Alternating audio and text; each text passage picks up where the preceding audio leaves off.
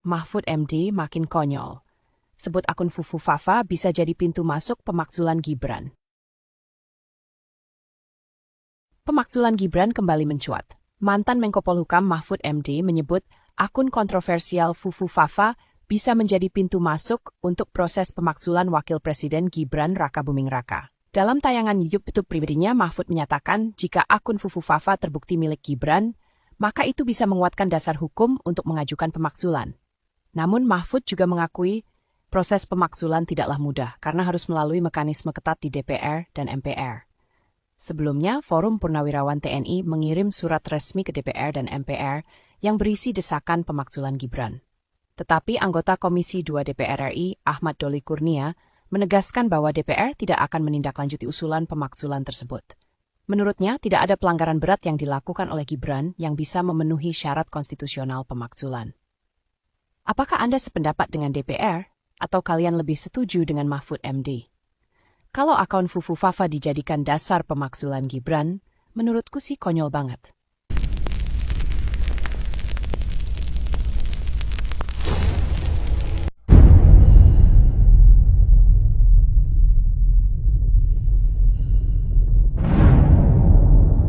Apa? Anies akan gantikan Gibran jadi wapres. Gibran terancam dimakzulkan. Mahfud MD blak-blakan 4 nama pengganti wapres.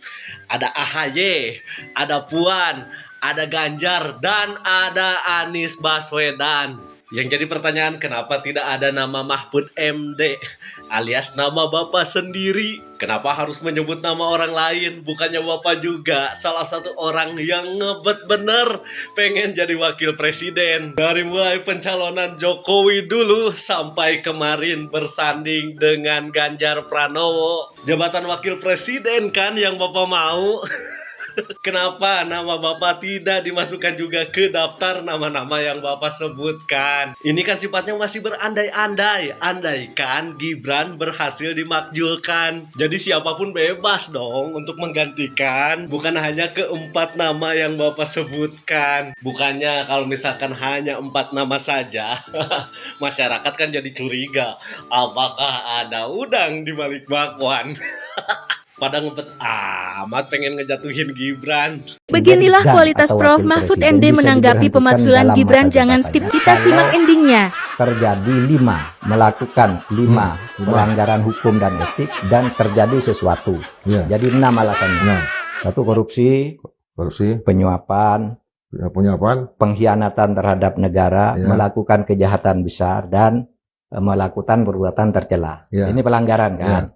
Benar dulu Pak. Saya mau nanya nih Pak, kalau yang masuk perbuatan tercela itu misalnya apa Pak? Coba tolong sebutkan yang masuk ini kriteria perbuatan tercela itu misalnya apa nih Pak? Seandainya terbukti bahwa Fufu Fafa itu adalah Gibran, itu termasuk poin tidak tercela. Pasti tercela kalau itu memang. Tapi kan yang namanya kasus Fufu Fafa itu kalau benar itu punya Gibran, itu kan sebuah situasi Pak, dan dimana saat itu dari kedua belah pihak itu memang saling serang seperti itu, dan ketika mereka berkumpul kembali menjadi satu itu mereka itu udah memahami kondisi itu dan saling udah melupakan semua itu di antara mereka. Anda masih meributkan tentang hal itu gitu. Memberhentikan itu untuk Gibran kira-kira tidak susah untuk menemukannya. Iya kan? Betul. Di antara 5 itu, apalagi 6. Tidak susah. Tidak susah untuk menemukannya. Tetapi saya katakan bisa enggak dijatuhkan? Bisa.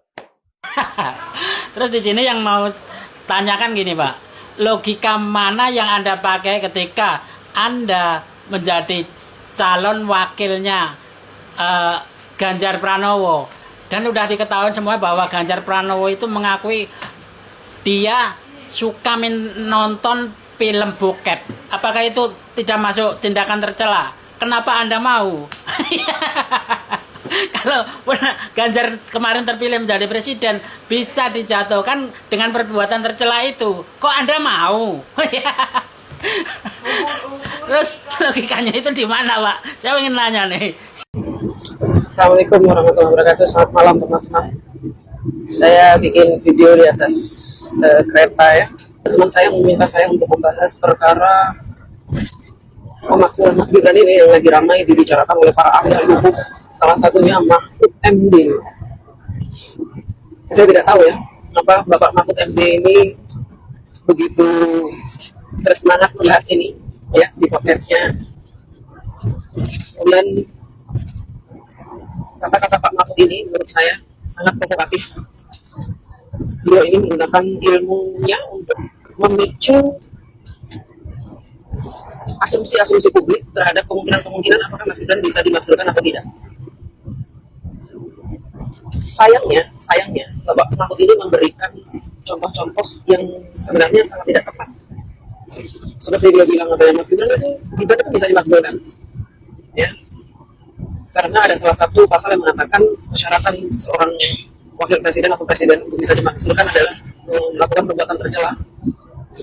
Ahli hukum ini berkata bahwa Gibran itu kalau terbukti sebagai kuku fafa maka termasuk perbuatan tercela. Ini kan sangat ngawur, tidak masuk logika. Saya orang yang tidak ngerti hukum saja, ya, nggak ngerti hukum. Menjadi geram dengan pernyataan Bapak Mahfud. Karena apa? Oh ya setolol itu dia memberikan penjelasan tentang perbuatan tercela itu yang ada di undang-undang. Begini teman-teman, kalau Bapak Mahfud ini mau jujur tentang isi dari undang-undang yang bisa menjerat seorang presiden maupun wakil presiden dalam hal perbuatan tercela, itu adalah perbuatan tercela yang dilakukan saat ini ketika sudah menjabat sebagai presiden ataupun wakil presiden. Tapi kalau perbuatannya dilakukan 10 tahun yang lalu, ya tidak bisa masuk kategori perbuatan tercela. Ini kan pernyataan goblok, ya kan? Sekarang kalau kita balikkan ke si profesor itu, kenapa dia mau menjadi pendamping Ganjar yang notabene dulu hobinya Ganjar itu nonton film bokep? Sia-sia dong, ya kan? Kalau seandainya Ganjar menang, dia menang, ya. Kemudian biasa ketahuan kalau dia hobi main bokep. 2/3 dari anggota DPR menginginkan Ganjar di impeachment karena dulunya hobi nonton bokep. Kira-kira gimana itu? Ya kan? Terganggu ya di sini ya karena banyak kegiatan. Mudah-mudahan suara selisih kereta tidak masuk. Ya. Bagaimana dengan Anies Baswedan? Sama kan? Kita kalau mencari calon-calon presiden, calon wakil presiden yang masa lalunya tidak buruk itu nggak akan ada. Nggak akan ada. Kalau kita menengok ke belakang, tidak ada satupun orang yang sempurna di muka bumi ini. Seandainya untuk Bapak itu Gibran, seandainya berandai-andai, itu tidak bisa dijadikan alasan untuk mengimpeach Mas Gibran. Hanya pembenci saja yang mengatakan, oh itu masuk akal, bisa dijadikan alasan untuk mengimpeach Mas Gibran. Tidak bisa. Ya, tidak bisa. Saya berani debat dengan Mahfud MD soal itu. Tidak bisa masa lalu seseorang itu dijadikan alasan untuk mengimpeach seseorang, itu tidak bisa.